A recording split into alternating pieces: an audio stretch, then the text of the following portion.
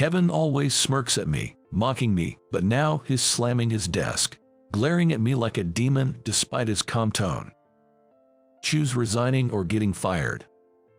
But there's no reason for me to leave the company.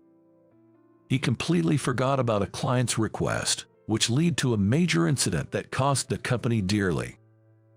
It was Kevin's mistake that caused it. Yet Kevin, shifting all the blame to Sophia, stares at her as if he's done nothing wrong. Few doubt Kevin's words given his track record, but I know how hard Sophia has worked all this time. The thought of Sophia being forced to leave because of Kevin's words was unbearable to me. Being a nobody, it wouldn't make a difference whether I stayed or left. It's clear that Sophia, who's dedicated to her work, should stay over someone like me. Knowing Sophia shouldn't have to bear the blame for a mistake she didn't make, I chose to resign in her place. At that moment, I thought I had lost everything. But it turned out Kevin was the one who truly lost everything. Kevin had it coming. My name is Jake. I work at a decently renowned advertising agency in the county, not big but known locally. We don't have the power of the big names but take pride in our local engagement, managing events around the area. As a sales department grunt, I'm what you'd call a sidelined employee. I ended up in this position due to a massive mistake during a major event the company sponsored. The initial project proposal from the client was flawed, which wasn't really my fault. I noticed the mistake but was rebuffed by the project manager, who didn't appreciate my input, and even my attempts to discuss it were ignored. It was also found that the manager had made a wrong order. In the end, I was the one who was framed and had to take all the blame. I lost my position as project manager and was demoted to a corner of the sales department, living as an inconspicuous employee. My demotion coincided with a change in company leadership. With the new CEO came a significant shift in company direction. They plan to expand the business further, including taking on projects outside the county. The company is focusing on recruiting talented individuals from outside. It seemed irrelevant to someone sidelined like me, but it wasn't. Kevin, the new head of the sales department, was one of those external hires. He is younger than me but with a proven track record.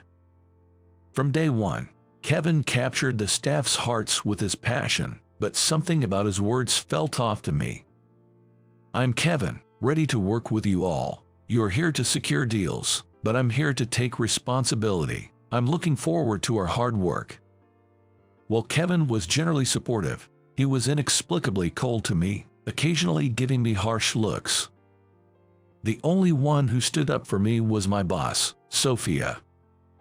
Sophia, popular across departments for her beauty, was a powerful force in sales and leading with her actions. To me, Sophia was unattainably noble. While I was busy with paperwork, I heard a familiar voice from the hallway. Peeking out, I saw Sophia and Kevin, but something was unofficial. Kevin seemed to be hitting on Sophia. But no matter how you look at it, Sophia clearly seems to dislike Kevin's advances. Kevin, fairly handsome, was popular among female staff. He might be used to attention, but his approach was too overbearing. Given it was her superior, Sophia couldn't retaliate with her usual vigor. Seeing Sophia in distress, Kevin attempted to force himself on her. Unable to watch, I intervened, and as expected, Kevin glared at me. "Excuse me, Sophia, where should these documents go again?" "What's it to you? Get lost." Kevin snapped, his anger echoing down the hall. Knowing Kevin didn't think highly of me, I ignored him and spoke directly to Sophia. "By the way, Sophia, there are some documents on my desk that need your attention tomorrow. Could you take a look?" Troubled by Kevin's advances, Sophia quickly left the scene upon hearing my words, as if escaping. To Sophia's back, Kevin uttered something outrageous. "If you won't be mine, not only will you not advance in this company, but you won't be able to stay here at all. Kevin, frustrated at being interrupted, glared at me again.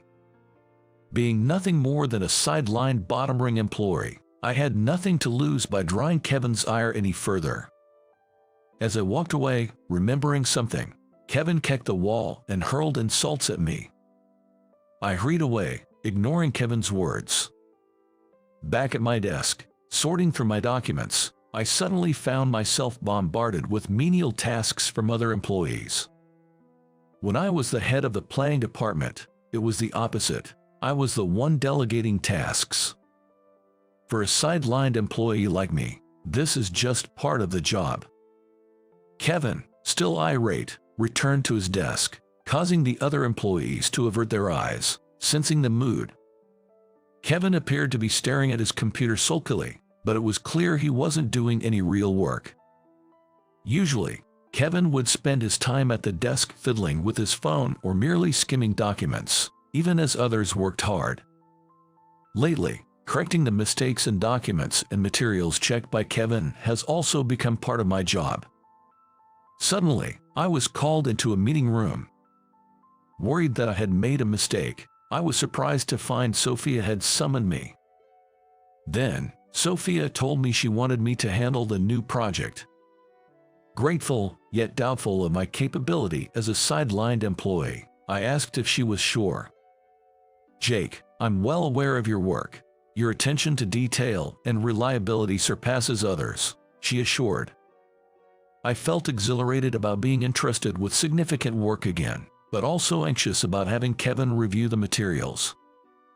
Days later, I nervously showed Kevin the completed materials, but he only smirked and seemed unusually pleased. On the day of the presentation, I arrived at the client's company alone, fully prepared. Right before the start, Kevin unexpectedly showed up, even though he had no involvement in this project. With a sales smile, Kevin pushed me aside and confidently began a presentation. The materials he presented were modified versions of my work. However, the additions and revisions made by Kevin were off-topic and filled with budgeting errors, completely misaligned with the project. Despite the barrage of questions from the client, Kevin, without panicking, presented the original materials I had prepared as an alternative. Kevin even apologized, claiming the flawed materials were prepared by me. Apologies for the earlier materials, prepared by Jake. It was disrespectful. Fearing the task was too much for Jake, who usually handles minor tasks, I reviewed and made adjustments to the presentation materials, he said. Kevin, pinning the blame on me, received praise from the client, while I, being sidelined, was looked down upon. Ultimately, the credit for the project was stolen by Kevin. Following Kevin's portrayal of my incompetence, coupled with a past failure, my standing in the company worsened. Sophia, questioning how the project credited to Kevin was initially mine, approached me. However, resigned to my sidelined status, I didn't explain and returned to my daily tasks. Days later, Sophia came to tell me about another significant project she had secured. But Kevin, overhearing, snatched the order form and proposal from Sophia. Having received high praise for stealing my work, Kevin now planned to take Sophia's project as well. Eventually, Kevin went to negotiate with the client on Sophia's behalf. Right before finalizing the contract, Kevin, forgetting an important budget amendment, infuriated a client with excuses. This led to a major incident, causing significant losses for the company due to the already placed orders. It's because of you that the contract with the client was nullified, causing huge losses for the company. How do you plan to take responsibility? Shockingly, in front of other employees, Kevin shifted all the blame onto Sophia. Unaware of Kevin's manipulations, the employees, cowed by his assertiveness, looked coldly at Sophia. Only I, having experienced Kevin's deceit firsthand, knew of Sophia's genuine dedication. After Kevin whispered something to Sophia, she looked at him with disdain, as if he were trash. "What's with that attitude? This is why you're useless." Kevin, slamming his desk with a demonic glare contrary to his calm tone, stared at Sophia. What's it going to be? Choose resigning or getting fired. Unable to tolerate Kevin's tyranny any longer, Sophia was about to strike him when I stopped her hand and stepped between them. Sophia is a necessary asset to this company. If you're calling someone incompetent, I'll resign in her place. Huh? Why would you? Well, fine. So you're leaving the company. Sophia looked at me with a troubled expression. The words Kevin sneered at me made my blood boil. Jake, I've had a grudge against you since our last company. Finally, I can get my revenge. Hearing Kevin, I remembered he was the person in charge of causing my demotion. Driven by impulse, I scribbled my resignation and handed it to Kevin, and right after, Sophia brought her resignation as well.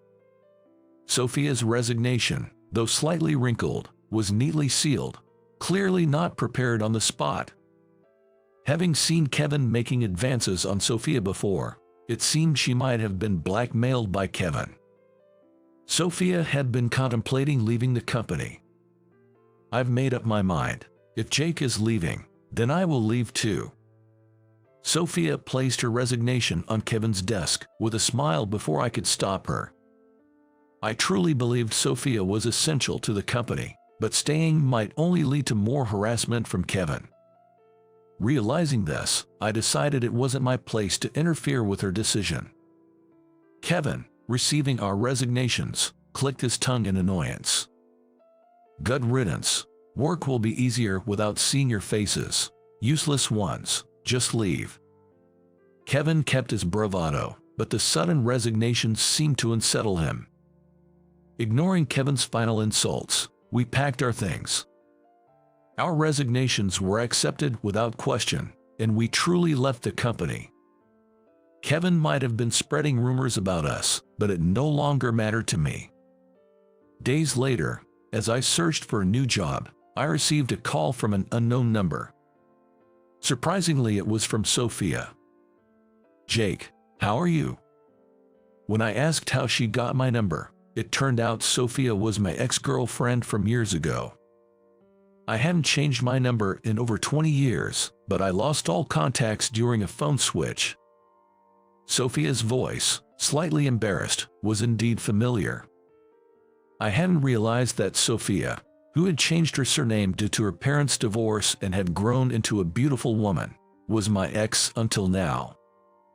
Reminiscing about our youth, Sophia suggested, "Hey, Jake, what about starting a new company together? I believe we can do great work together." Though taken aback by the idea of starting a business, I was determined to prove Kevin wrong. In our new company, I took the role of the representative. Sophia handled sales, and I managed planning and presentations.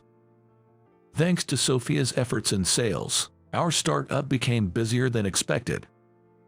Busy as during my manager days, I found joy and fulfillment in our work. Our experience with menial tasks proved valuable, making detailed work bearable. Our company, though small, began to tackle local jobs successfully. One day, we received a significant project, a large event competition from a company Sophia had connections with. We prepared meticulously for the day, meeting with the client multiple times. At the competition venue, alongside our company, were several others, each represented by their top employees. Amidst the large corporations, I locked eyes with none other than Kevin. Working in the same industry, one tends to hear rumors, and it seems Kevin's actions had recently tarnished his company's reputation. This event was likely his chance for redemption. Kevin, spotting us, smirked in his usual condescending manner. Once all participating companies were gathered, the presentations began. Every company delivered impressive presentations, filling me with ideas like never before. As Kevin's turn approached, his presentation began. As expected, not only the clients but also employees from other companies seemed puzzled by Kevin's explanation. Initially confident, Kevin noticed the odd atmosphere post-presentation and hastily started additional explanations to the clients. Our proposal is packed with your desires. Clients responded to Kevin's explanation with forced smiles and sighs, avoiding eye contact. I was dumbfounded by Kevin's pitiful display. A dejected Kevin glared at us as he returned to his seat. Our presentation was last, concluding the competition smoothly. When our company was announced as the winner, Kevin slammed the desk and protested loudly. How can a plan by a useless sidelined employee like him win over mine? This is absurd. Despite Kevin's insults, his proposal was clearly flawed, obvious to anyone. After receiving cold stares from the clients, Kevin kicked the desk and stormed out of the meeting room. As we were about to leave after finalizing the contract with the client, Kevin was waiting at the exit, glaring at us. And then, with his face red with irritation, Kevin started berating us fiercely. "You've made a fool of me. How will you take responsibility? A no-name company like yours should be crushed by mine." But Kevin didn't tone that company. I sighed at Kevin's one-sided rant and explained the competition's real purpose. "Kevin, this project was pretty much decided for our company from the start, but due to its scale, a competition was necessary for appearances." "That's impossible.